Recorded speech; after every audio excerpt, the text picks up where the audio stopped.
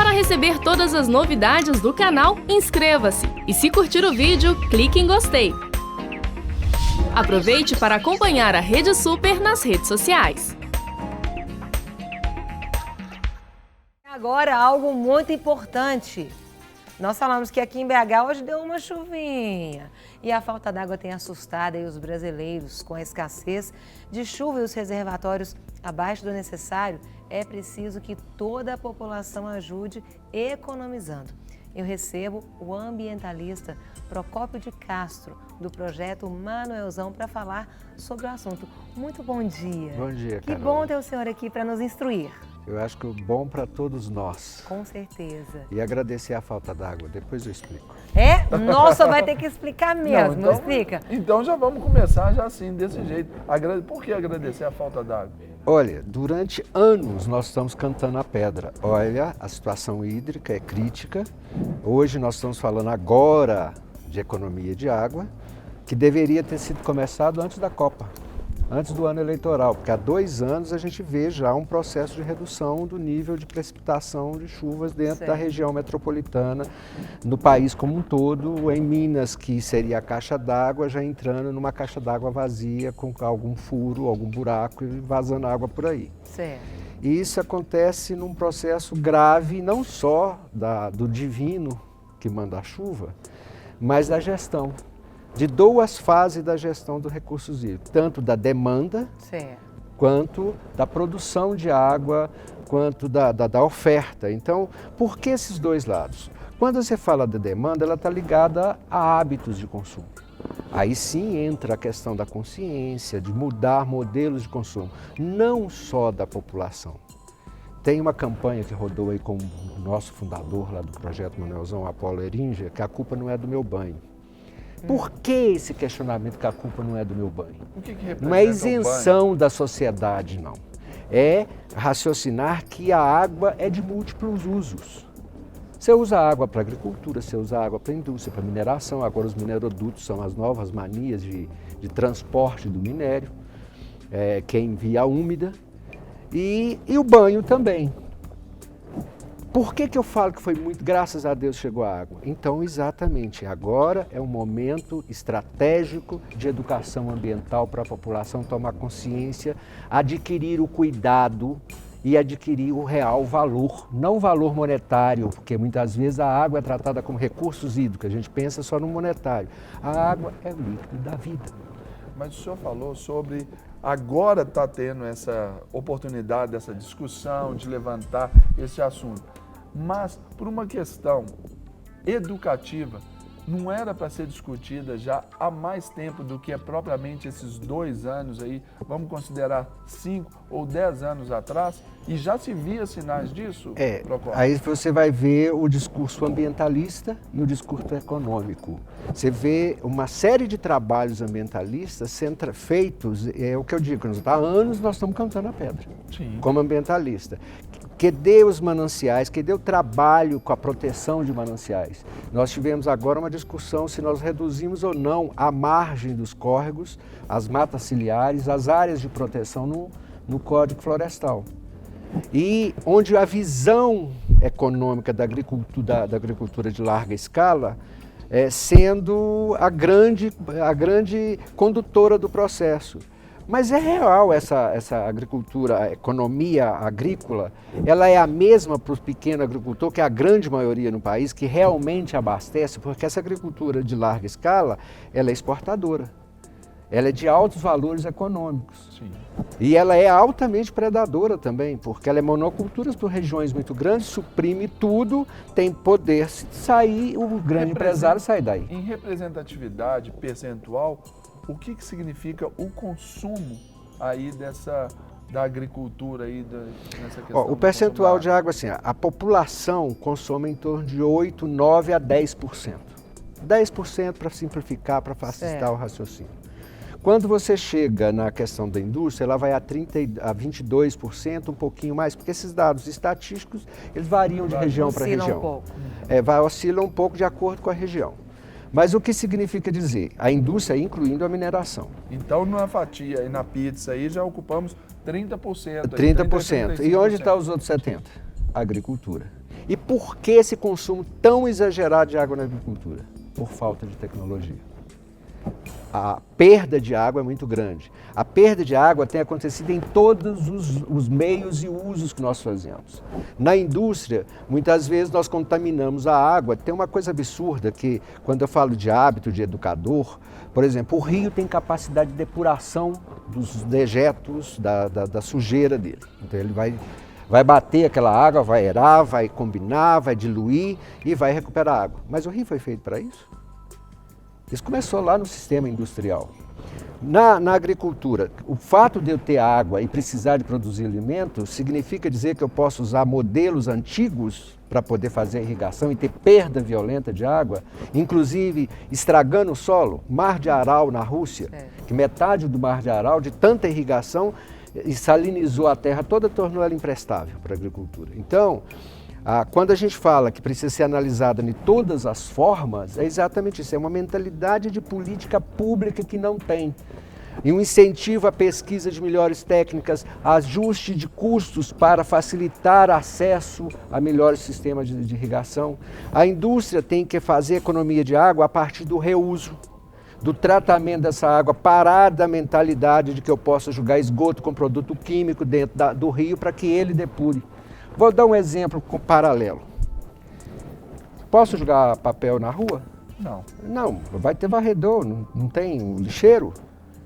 Cidade limpa. Ou então quer dizer que porque exatamente. o rio limpo não é o que mais tem se depura, mas é o que a gente menos polui. Eu fiquei observando a fala do senhor a respeito, né, os percentuais, mesmo sabendo que às vezes a nossa fatia do bolo seja menor, não quer dizer que nós não venhamos cuidar muito bem dela, não é, Sr. Procópio? Muito pelo contrário. Porque eu vejo às vezes ainda pessoas lavando ali a parte externa da sua casa, a calçada, com a mangueira ligada.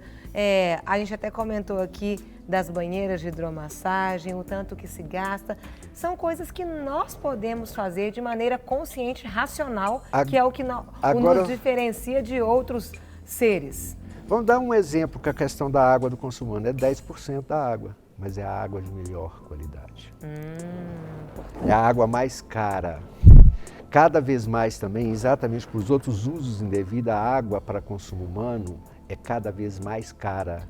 Olha. As águas que chegam na sua casa, a quantos quilômetros de distância ela saiu?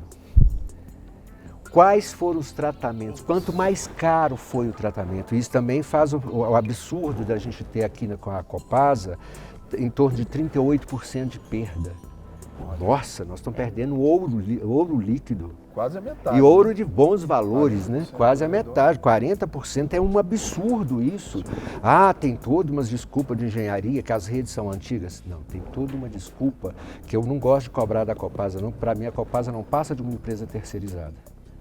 Eu gosto de cobrar do governo do estado que isso era uma função pública. Isso era uma função de responsabilidade dos nossos governantes. Não me importa de que fatia do queijo ele seja, porque tem um tal de partido que existe no país, né? Eu pego uma sardinha, um monte de garfo e todo mundo disputando. Não é isso. Nós temos que ter políticas públicas e a Copasa, para mim, é uma serviçal terceirizada. Porque nós, enquanto consumidores, o que nos parece, fica aqui de novo um desabafo.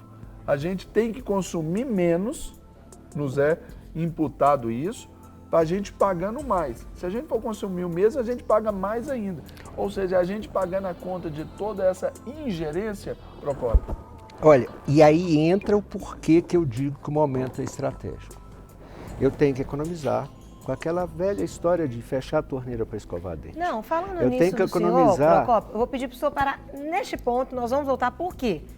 Economizar ali na torneira, agora nós vamos conhecer a história de pessoas que estão fazendo aí a sua parte, economizando água. Vamos conferir, daqui a pouco o senhor continua nos ensinando mais sobre como economizar corretamente.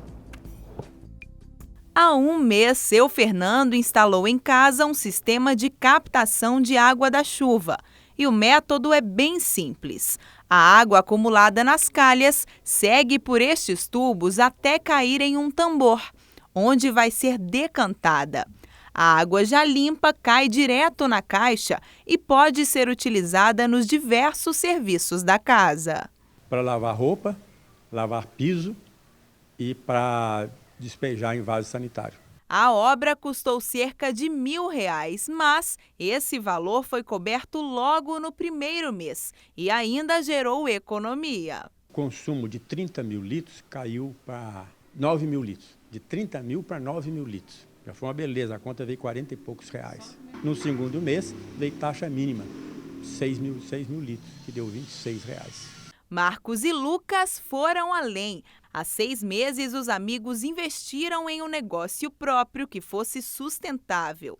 Depois de muita pesquisa, encontraram na Cera de Carnaúba uma alternativa ecológica para a lavagem de carros. E pesquisando, a gente achou essa oportunidade de abrir um lava-jato, só que a gente queria um diferencial, principalmente procurando em relação de sustentabilidade. Uns não tinham tanta economia de água, que era mais para o convencional, outros trabalhavam com shampoo automotivo, né? E o que chamou muita atenção na Cera é que, ao mesmo tempo que a gente efetua a limpeza, é como se fosse um enceramento no carro. Então, deixa uma película protetora no carro, que protege contra raio UV, chuvas ácidas. Para lavar um carro como este, são gastos 600 litros de água pelo método convencional. Mas, através da limpeza ecológica, com o equivalente a este copo, é possível limpar todo o automóvel. Por dia, eles conseguem fazer a limpeza de mais de 35 veículos. Economia nos reservatórios e também no bolso. O custo-benefício é muito bom, né? Tanto para a gente, tanto para o cliente.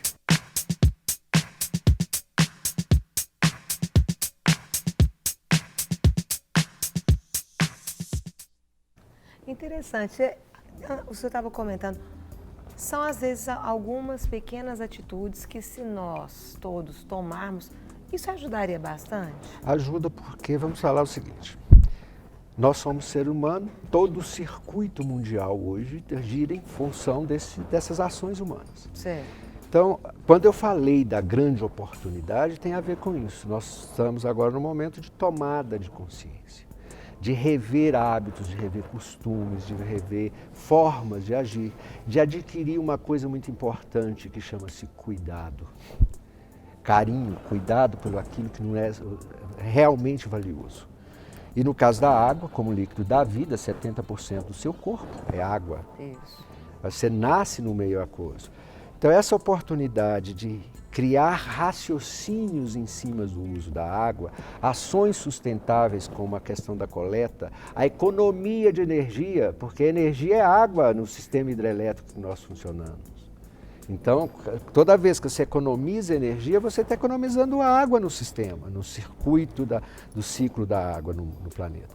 Essa tomada de consciência é a grande oportunidade da gente, a partir do indivíduo, onde a primeira ação, a primeira consciência vai refletir onde? Nas empresas, no governo, na sociedade. Então é a partir do indivíduo e não a partir do governo. Porque o governo faz aquilo que nós acreditamos. Se nós temos um Congresso que está com a imagem suja, quem que é que nos colocou lá? Será que nós tínhamos a imagem limpa? Interesses limpos, éramos puros de coração, de almas e interesses de verdade ao votarmos? Então são reflexos. Então é por isso que eu digo que graças a Deus, está faltando água. Porque quem sabe agora nós temos uma oportunidade de reestudar a gestão, de começar a tratar o rio não no represamento, como tem sido as respostas imediatas agora. Está faltando água, eu faço a caixa d'água. Não é isso. Eu tenho que entender o ciclo hídrico. Tem que ir na raiz do problema. Na raiz do problema. Nos últimos 30 anos não houve um único investimento sistemático em produção de água, em proteção de mananciais. Isso aqui em Belo Horizonte está numa situação melhor do que São Paulo, porque na década de 80 foram criadas essas reservas, os nossos mananciais foram criados lá. E hoje, todo momento, você tem ataque, Serra Rola Moça, o pessoal, as imobiliárias querendo um pedaço da Serra do Rola Moça, que é o manancial. Aqui mesmo na região norte aqui de Belo Horizonte, no bairro Planalto, a especulação imobiliária entrando ali para tomar ali onde tem várias nascentes. Vocês já viram a imagem aérea daquilo? Já, eu vi É a numa única reportagem. manchinha verde no meio de um mar de concreto. Qual que é a mentalidade? Quando eu falo de tratamento de fundo de vale em Belo Horizonte, de enchentes, o que eu tenho? Cimento. As pessoas, eu brinco em palestras, uma coisa que é o seguinte: olha, cuidado para na hora que você ganhar dinheiro, não acimentar todo o seu quintal e botar uma churrasqueira no fundo, que além de aumentar a temperatura, você expulsa a água. Nós nos especializamos na expulsão da água. Muitas vezes as previsões de tempo, bom tempo hoje, o que é que significa? Sol de rachar. Parece que todo mundo quer ir para a praia e todo mundo fica na praia o tempo todo. E quando está o dia brusco, aquele dia que você sabe que o ano que vem vai ter alimento, é tempo ruim. Não, eu vejo Hoje que até mesmo não. aqui Hoje abrindo não. o programa. Não, mas eu vejo até que hoje está tendo uma mudança de consciência das pessoas, que elas não estão achando mais tempo ruim quando chove, não. O povo já está até agradecendo. Ó, que bom que está chovendo. Por quê? Está sendo uma necessidade das pessoas. Mas eu queria perguntar para o senhor, nos dê algumas dicas. Lógico que nós sabemos de cada fatia do bolo, mas o senhor falou algo muito importante, que dentro da nossa fatia, que às vezes é menor, é uma água de melhor qualidade. Então, é um ouro, uma riqueza que a gente tem. Nos dê dicas de como usar de maneira consciente e coerente essa água. Algumas dicas para a gente fazer aí no nosso dia a dia. Olha, nós podemos dizer, por exemplo, poderíamos utilizar a água da pia de cozinha para estar regando parte do jardim. Nós poderíamos começar a adotar como algo que precisa ser aprendido ainda, é tratamento simples da água. Uma série de pequenos tratamentos. Por exemplo, eu uso a água da lavação de roupa, a gente fala água do enxágue. Mas você vai regar grama num lugar, num quintal, será que não poderia usar aquela outra água? Não tem jeito de você botar no tratamento de piscina? Simples, um kit de tratamento de piscina onde você faz decantação e você reutilizaria essa água. Na indústria, o reuso, que é um uso técnico, ele pode, o caso da Fiat, que hoje a água que entra no sistema de produção da Fiat é pouquíssimo, porque a água é retratada, é reutilizada. Eles usam a própria água. Na agricultura, o reuso também é possível. Além do reuso, os cuidados para não haver contaminação com grande quantidade de agroquímicos, seja adubo, seja... Na vida pessoal, a captação de água de chuva é um exemplo. Ali está começando, esse modelo de captação de água de chuva é educativo. É uma caixa, uma bombona de 200 litros, que na maior parte das vezes é muito pouco frente ao consumo da casa. Mas, voltando, por exemplo, a gente fala muito do banho. Falamos da hidromassagem. Uma caixa d'água, ou maior do que uma caixa d'água, que você chega, entra lá, curte enquanto a água está quente e solta aquilo tudo embora. Com um monte de sais, um monte de produto químico, Então são pequenas atitudes. Mais do que ensinar a fórmula, eu acho que nesse momento é importante a gente tomada de consciência. Nós temos que pegar os copos d'água para beber, tomando consciência do valor da água. Aí nós vamos aprender uma série de pequenas experiências que vão reduzir esse consumo da água. Você já pensou em tomar banho com 6 litros d'água? Olha, nós vimos aqui alguns missionários que foram para o sertão. Isso. E eles aprenderam com menos ainda. Nós ainda não chegamos nesse nível de consciência, não.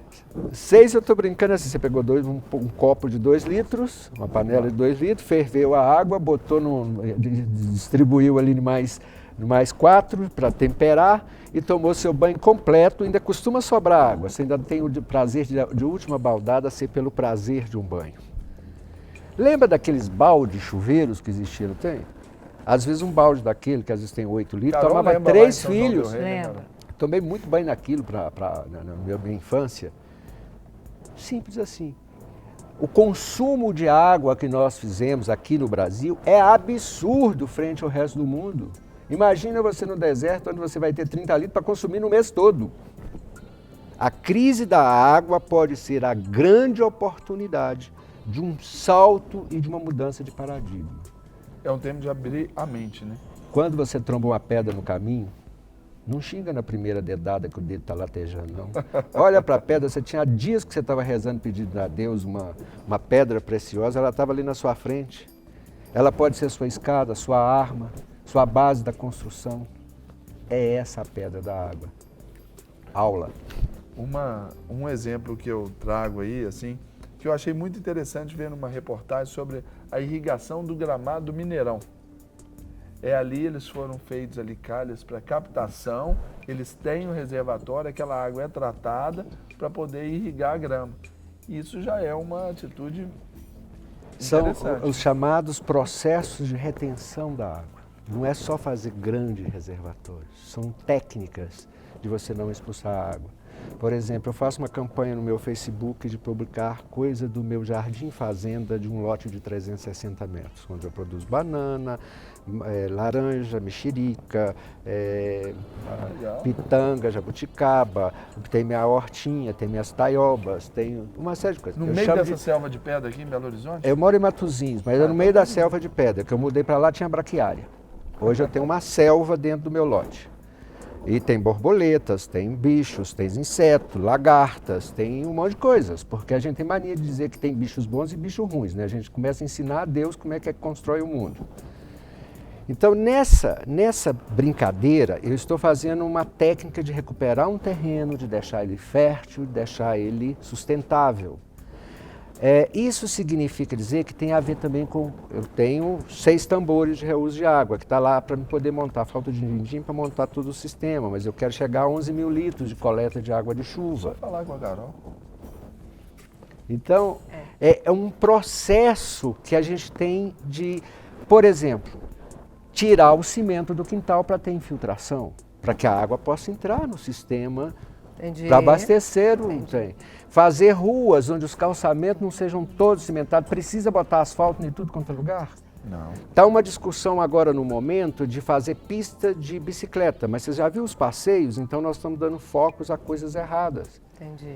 Aí assim, você tem uma série de técnicas que podem ser usadas na cidade para reter a água de chuva. Você já pensou se todos os prédios construídos nos últimos 30 anos fizessem reservatório para sua reciclagem, para reuso? Ia ter feito toda a diferença. Não é só para controlar a enchente, não, que isso aí é uma mentalidade imediata. Mas o importante é a gente fazer a partir de agora, então, não é, seu Provolta? Exatamente. E nós queremos agradecer, muito obrigada por esse bate-papo. Para receber todas as novidades do canal, inscreva-se e se curtir o vídeo, clique em gostei. Aproveite para acompanhar a Rede Super nas redes sociais.